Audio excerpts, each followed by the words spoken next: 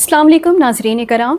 आज के प्रोग्राम में हम बात करेंगे मकरान की सियासत, तरक्याती मंसूबों और अवामी मसाइल की। और हमारे साथ मौजूद है मकरान के मारूफ सियासी रहनुमा और साबिक MP लाला रशीद दश्ती साहब। लाला से हम जानेंगे कि बॉर्डर बंदिश ने अवाम पर क्या असर डाला, तरक्याती काम क्यों अधूरे हैं और आखिर वो बार बार पार्टी क्यों चेंज करते रहे हैं। उनसे हम जानेंगे। खुश आमदीद लाला रशीद साहब। मेहरबानी।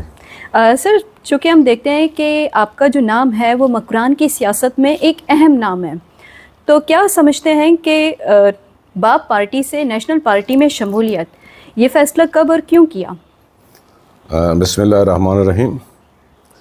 देखिए, मैं बेसिकली था तो नेशनल पार्टी का, ज़ाती रंजिश की वजह से मैं 6 साल तकरीबन नेशनल पार्टी से राय जुदा किया। तो जब बाप पार्टी बना तो मैं बाप पार्टी का टिकट होल्डर बन के इलेक्शन लड़ा।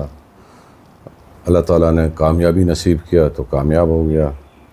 तो मेरी ख्वाहिश था कि मैं अपने जो है लोगों के लिए या अपने इलाके के लिए कुछ करूं। तो इस बुनियाद पे मुझे मौका मिला।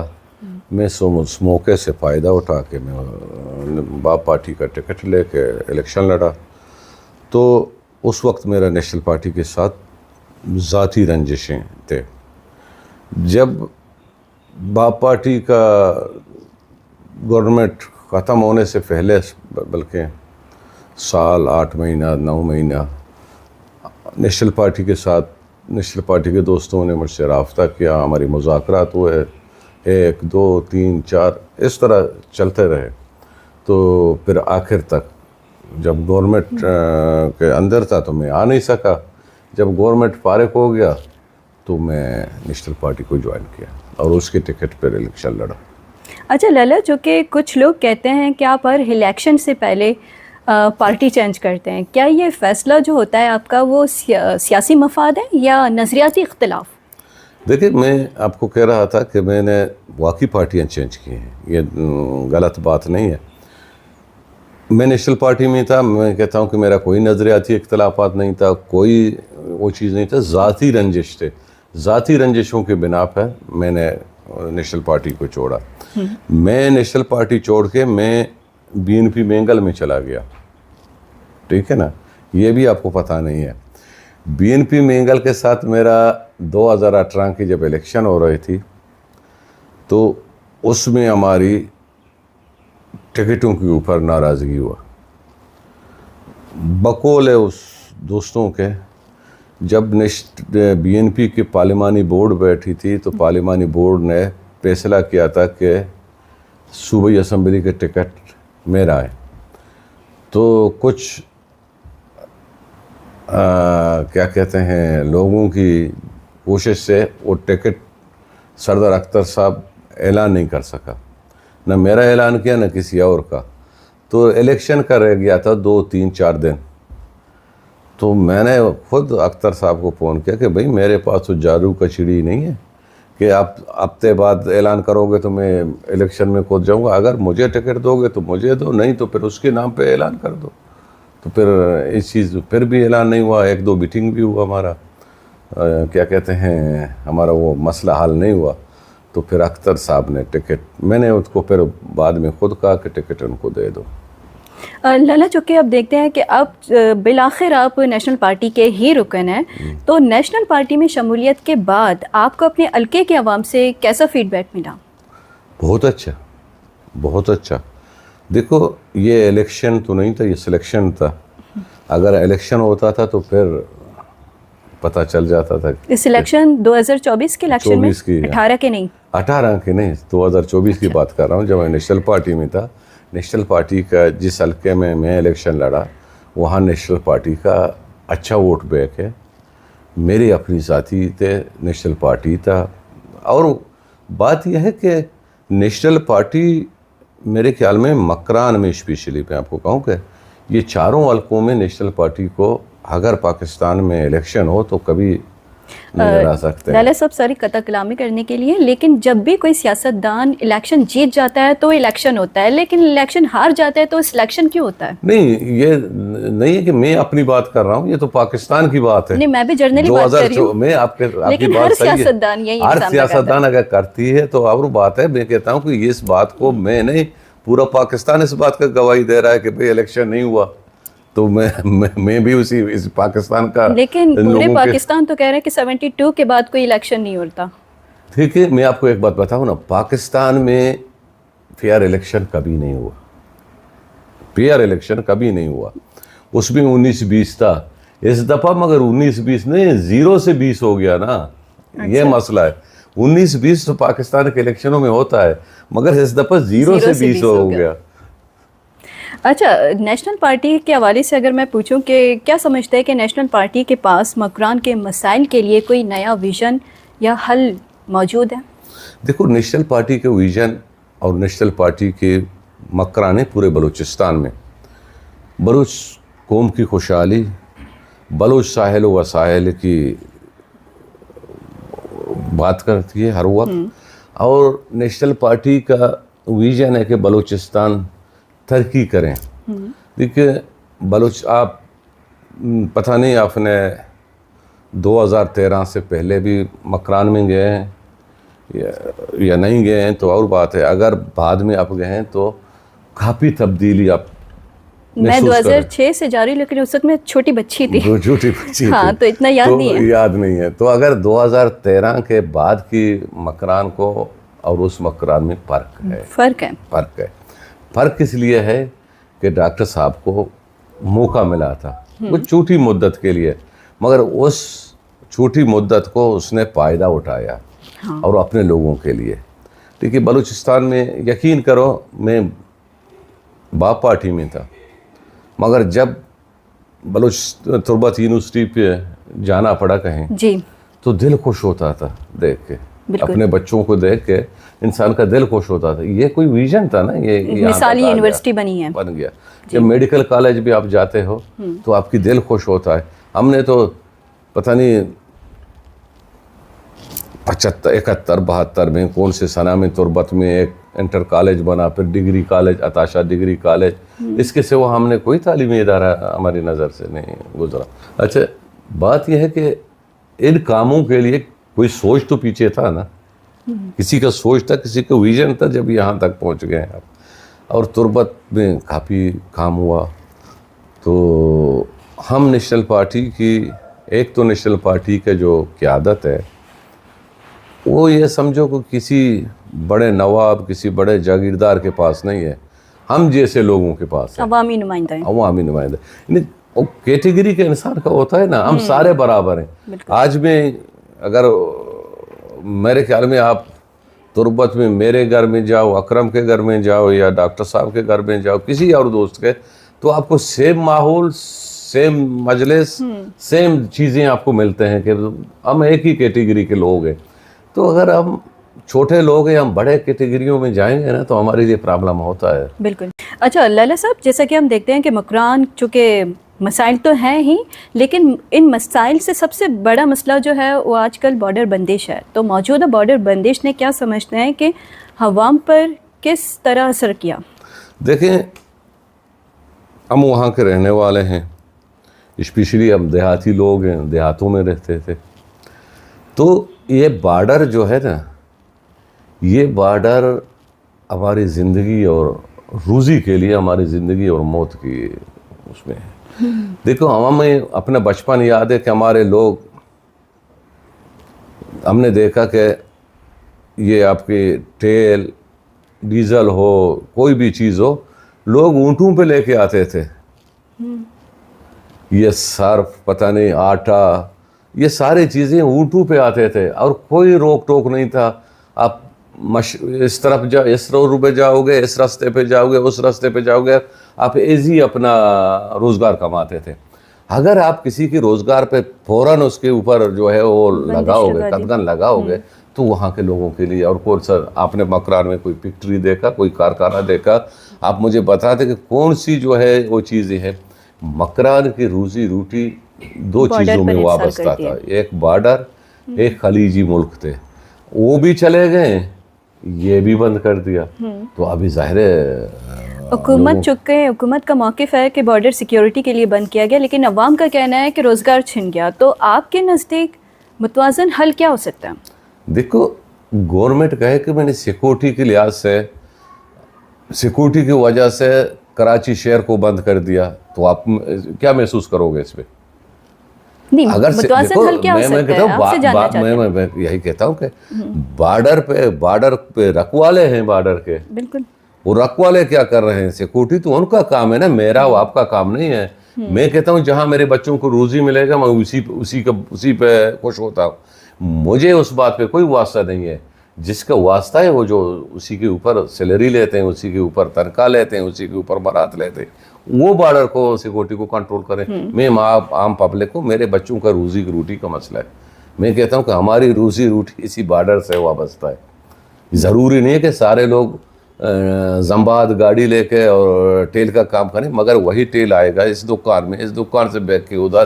میں گاڑی چلاتا ہوں, میں زمیندار ہوں, ٹریکٹر چلاتا ہوں, مجھے سستا ٹیل ملتا ہے, ٹھیک ہے نا, 2 روپیہ 10 روپیہ کم ملتا ہے, تو میرے لیے بڑی بات ہے. یعنی پورا سسٹم اسی پہ چل رہا ہے.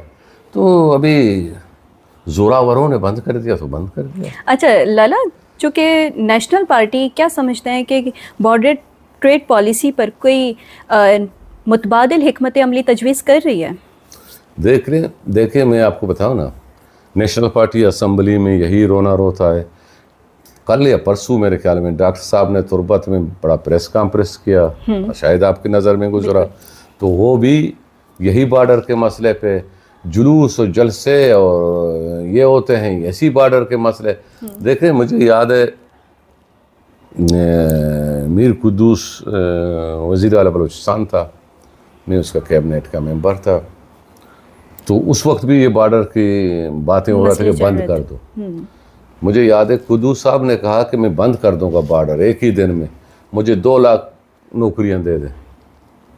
وفاق مجھے 2 لاکھ نوکریاں دے دیں, میں بارڈر بند کروں گا. ٹھیک ہے نا. جب آپ نوکری بھی نہیں دیتے ہو, خوبصورت بات یہ ہے کہ گوادر میں ایک ایئرپورٹ بن گیا, ٹھیک ہے, انٹرنیشنل ایئرپورٹ بنا دیا. مجھے 5 ملازم وہاں گوادری یا مکرانی یا بلوچستانی یا مقامی لوگ دکھا دیں, وہ بھی لاہور اور اسلام آباد سے بھرتی ہو کے آئے. تو پھر ہمارے ساتھ مذاق ہو رہا ہے نا.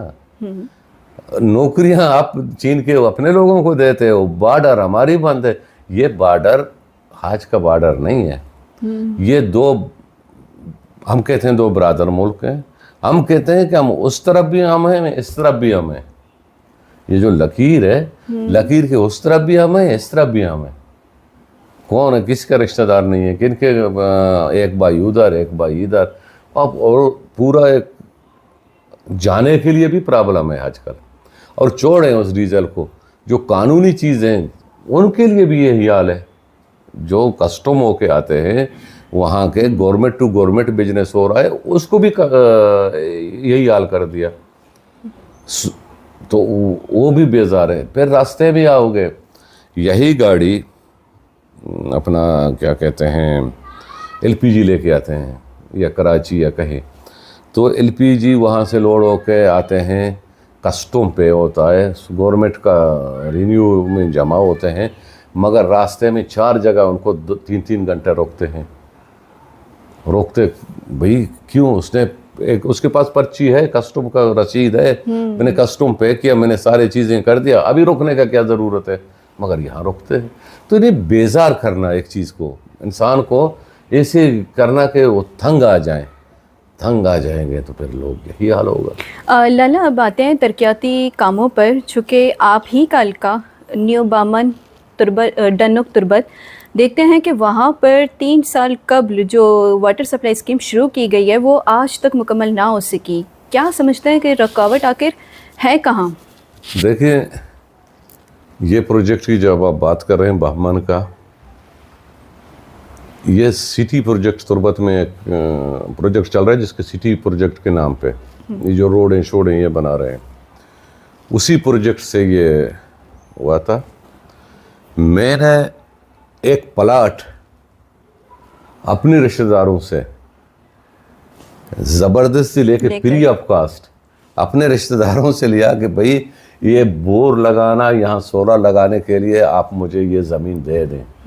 میں کہتا ہوں آج بھی آپ جائیں، اس زمین کا قیمت 40-50 لاکھ ہے.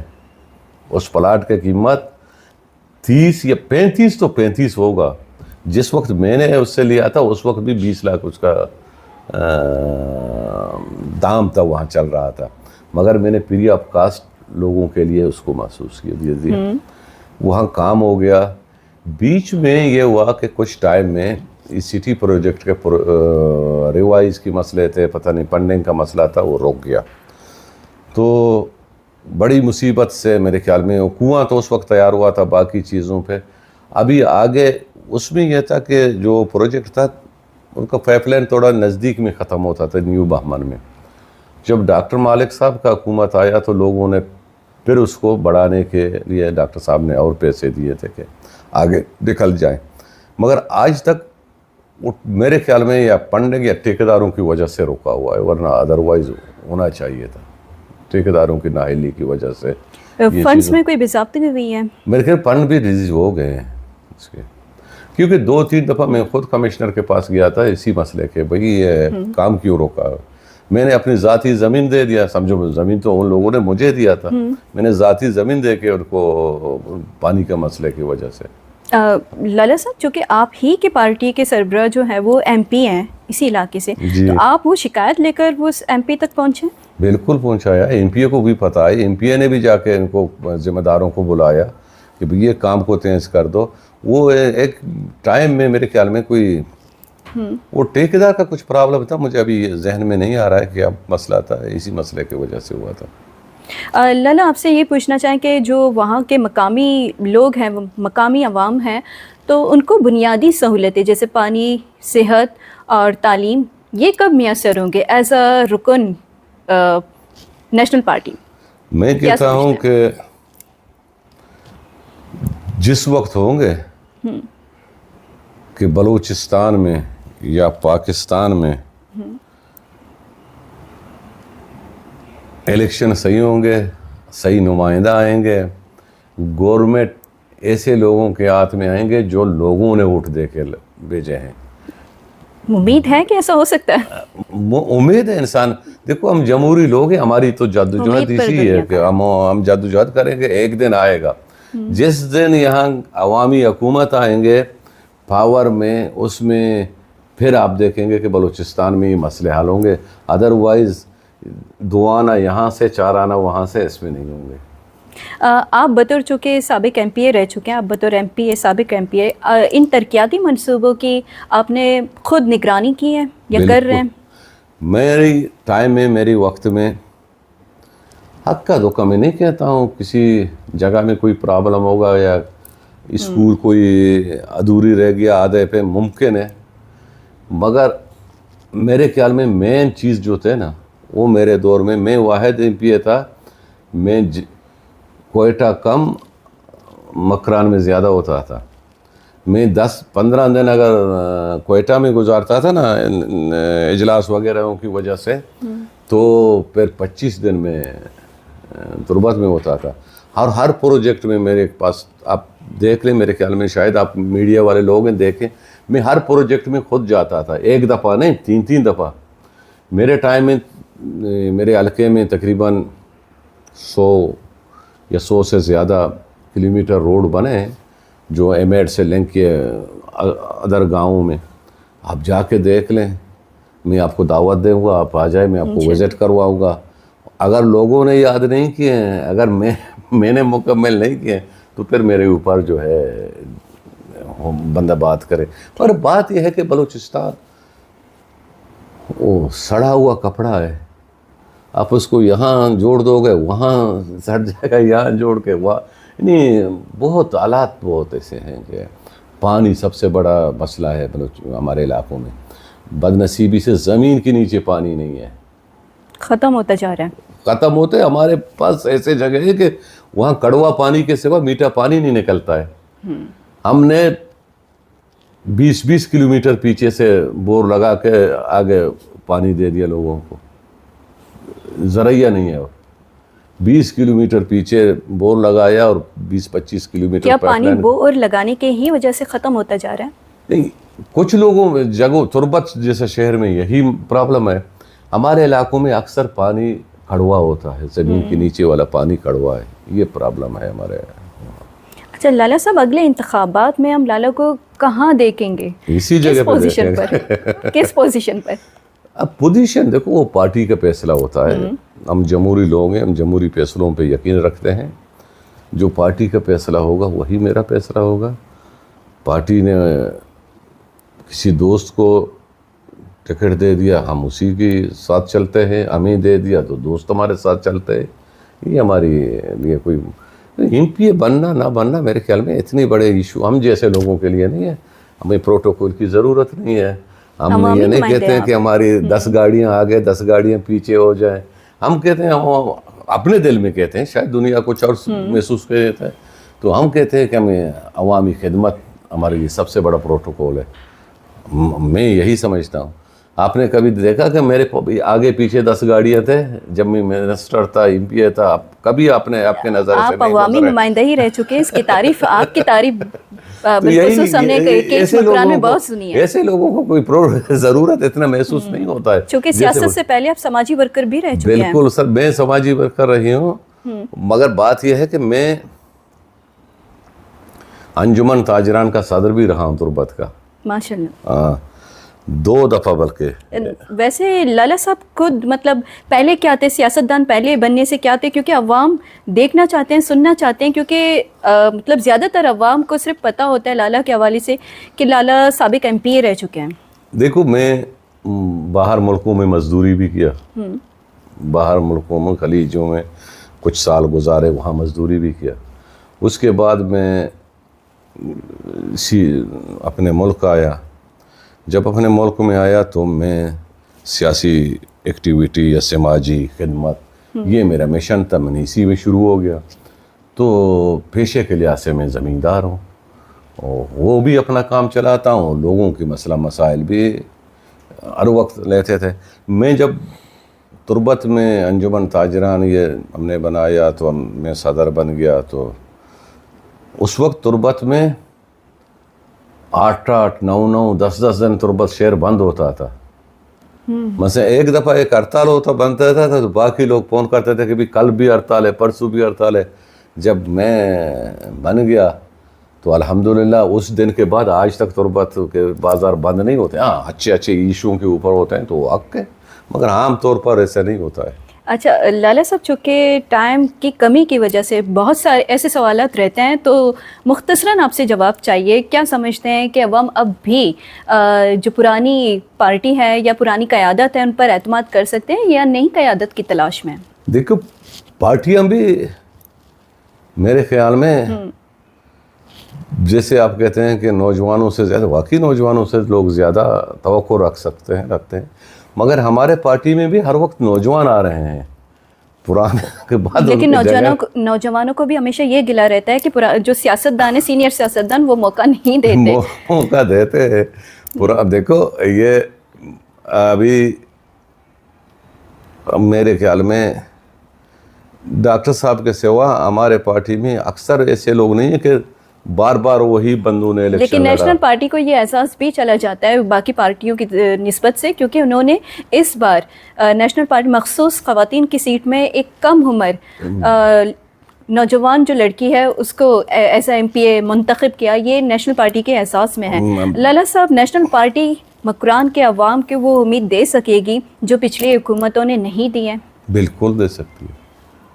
میں کہتا ہوں کہ بلوچستان نیشنل پارٹی کو آپ پاور دیں، پھر اس کے اوپر گلا کریں نا. پاور تو 2013 کے الیکشن میں ملی. بالکل، اس میں تو بھی 2 سال میں آپ نے چیزوں کو خود دیکھا ہے. میں آپ کو پہلے سے بتایا تھا کہ ہماری تصور میں نہیں تھے کہ یہاں میڈیکل کالج بنے گا، یہاں یونیورسٹی بنتے ہیں ہمارے پاس. مطلب مزید مکران کو ڈیولپ کرنے کے مزید اختیارات ملنے چاہیے. بالکل. جب آپ کے پاس پاور ہوگا آپ کر سکتے ہو، جب پاور نہیں ہوگا تو آپ نہیں کر سکتے ہو. اگر لالا کو دوبارہ موقع ملے تو مکران کے لیے سب سے پہلا کام لالا کون سا کرے گا؟ میں کہتا ہوں کہ مجھے نہیں، نیشنل پارٹی کو موقع ملے تو وہی کام جو 2013 میں ڈاکٹر صاحب نے شروع کیے تھے اگر ادھورے رہ گئے ہیں ان کو ہم آگے لے جائیں. ایک تعلیم، صحت، یہ ہماری جو ہے منشور ہے پارٹی کا. اور روزگار، دیکھو روزگار نکالنا ایک بڑی بات ہے، مگر اس جنگ کو ہم وفاق کے ساتھ لڑ سکتے ہیں کہ بھئی ہمیں کیوں روزگار نہیں دے رہے ہیں. تو ایجوکیشن میں تو کسی اسکول میں تو 4 ٹیچر ہوں گے، 1 چپراستی ہوگا نا. جب آپ یہاں فیکٹری لے کے آئیں گے، کارخانہ لگائیں گے تو اس پہ روزی، یہ بڑا شہر ہے انٹرنیشنل، کیا یہ سب سرکاری ملازم ہیں؟ نہیں، ہزاروں لاکھوں فیکٹریاں کام کر رہے ہیں یہاں. لالا صاحب، آخر میں مکران کے عوام کے نام ایک پیغام، خاص طور پر ان نوجوانوں کے لیے جو روزگار اور امید کی تلاش میں ہیں.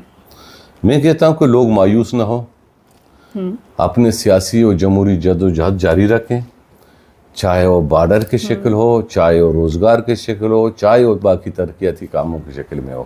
اپنے جدوجہد جاری رکھیں اور مایوسی گناہ ہے، مایوس نہ رہیں. انشاءاللہ آپ اپنی منزل پہ پہنچ جاؤ گے.